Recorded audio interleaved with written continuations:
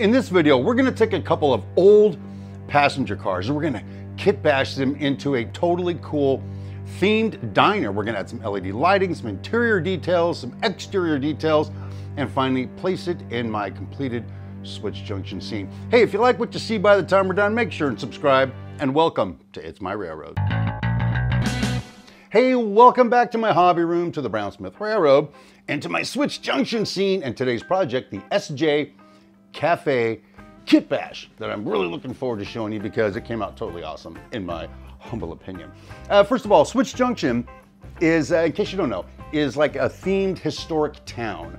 It's all museum. People come hang out, look at the bank and a saloon and an old train I've got there and stuff like that. But I want the people to have a place to eat, but they'll spend more money because I'm a capitalist and that's what we do. Anyway, I had this diner that I bought it's cast resin, I think is what it is. It's painted and whatnot, but you can't see through the windows. There's no way to put LED lighting in it. It's kind of boring. So what I decided to do was take these two passenger cars and turn them into a cafe. First thing, of course, is to take the trucks off. Easy enough, took a screwdriver, pulled those off, then took the metal plate off of the bottom so I could get to the inside of the passenger car. Now I've got these posts that the trucks actually screw into, but you're gonna see them through the window, so I just got some nippers in there and cut those out.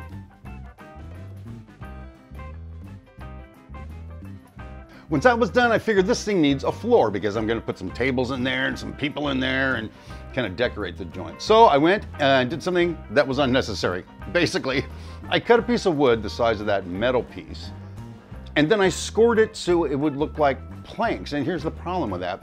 You're not gonna see those planks through the windows. You're not gonna see them at all. Matter of fact, I probably didn't even need to paint it, but it was kind of fun to do, and I'll use that technique later when we put the decking in. Now it's time for the interior details. First thing I did is I made some table legs for the tables I'm gonna have in there. Now you're not gonna see these when it's done, but something's gotta support the table, right? After marking out the spacing of the tables with a Sharpie, I just took some white glue and glued those table legs in. The good news is that white glue is kind of tacky and these don't weigh very much. So I was able to pretty much just set them in place, and as it sort of set up, I just tapped them relatively square. Again, you're not gonna see them, but I do kind of want them to be uniform. While that glue set up, I decided I was going to pull the glass out of the passenger car, and here's why. From the front, I want to see through the glass, but I don't want the LED lighting reflecting off the glass in the back. So easy enough, I just pulled it out.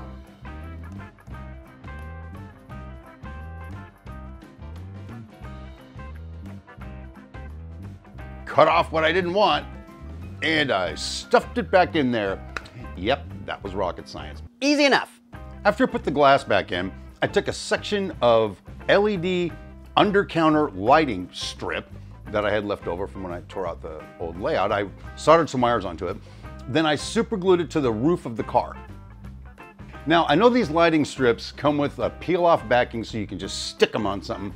Problem is, it's been my experience, they don't last very long. And I'm not going to be able to get back into this car easily to, it's not a car anymore, is it? Back into the cafe easily to reattach it. So I just super glued that sucker right on there. To keep the wires up against the wall of the structure, I just took some O2O styrene rod and sort of bent it a little bit and then glued it on over the wires, and it worked pretty well.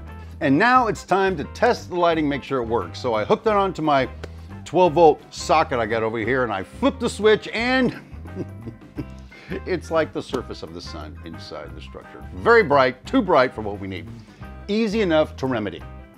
I took some black acrylic paint and a small brush, and I just put a dot of black paint on top of each of those LEDs to dim it down a little bit.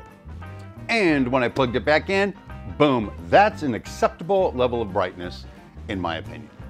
Now, I learned something from our friend Luke Towan about, actually I've learned a whole bunch of stuff from our friend Luke Towan. Who am I kidding? But one of the things I learned is when you're detailing the inside of a structure, you don't have to get too carried away with like specific details. What you want to do is represent there's something inside the structure, and that's what I did.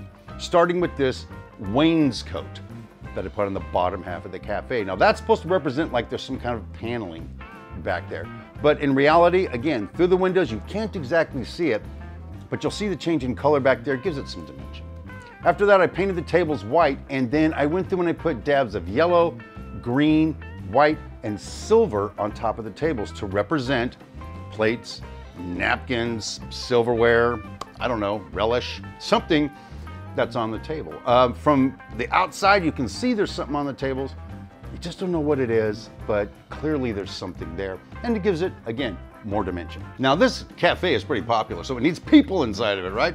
So I've got these cheap people. I think they're Tommy Tech, but they're cheap.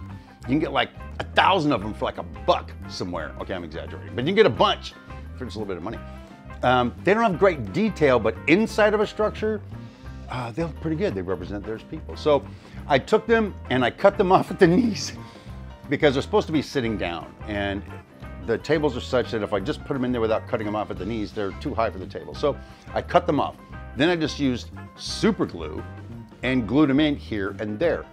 And this is the way it looks before I put it back into the structure. But the thing is, obviously it's a little squirrely here and there.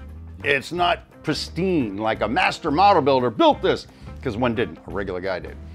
But watch this. Once I put it back into the structure and turn on the lighting, see how that looks? I mean, it's square enough, it's detailed enough to really make it look like there's something going on inside the cafe. Now I decided the best way to put these two cars down onto a deck was to basically just cut off the bottom of the car to make it flat.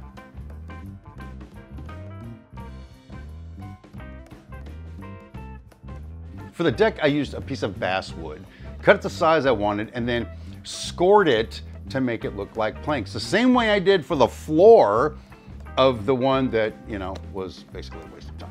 When it comes to wood structures, especially older ones, I like to use stain to give it some color. It's wood stain on wood, looks pretty realistic. I use this Provincial colored stain, and I just brushed it on there and then dabbed up the excess with a paper towel.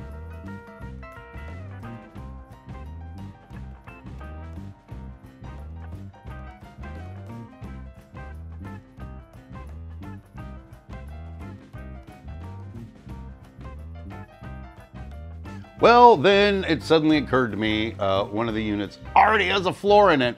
So what do I do now? Basically, I just marked out where that floor is gonna sit and very gently cut out my deck to allow the new floor to sit in there. Then off camera, I just took some wood glue and put it around the back of it so that it'll hold that in place.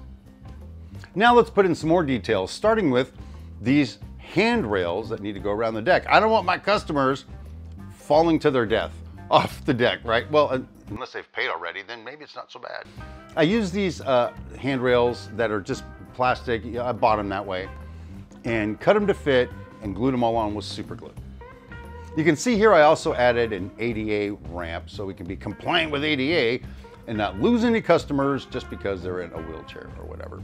Then I put air conditioner on the top and some kind of venting, some kind of piping. Don't really know what it is, but it's a nice detail.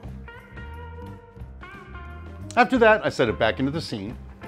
And once I had it where I wanted it, I added these stairs here at the main entrance. The final detail is the sign. I made myself a sign in Photoshop that says SJ Cafe is actually a steam locomotive there, which you can't really tell once it's done, but whatever, I know it's there. Anyway, I cut that out. Then I used a Sharpie to blacken the edges to get rid of that white around the sides. Then I just brushed on a thin coat of white glue and placed the cutout on the sign.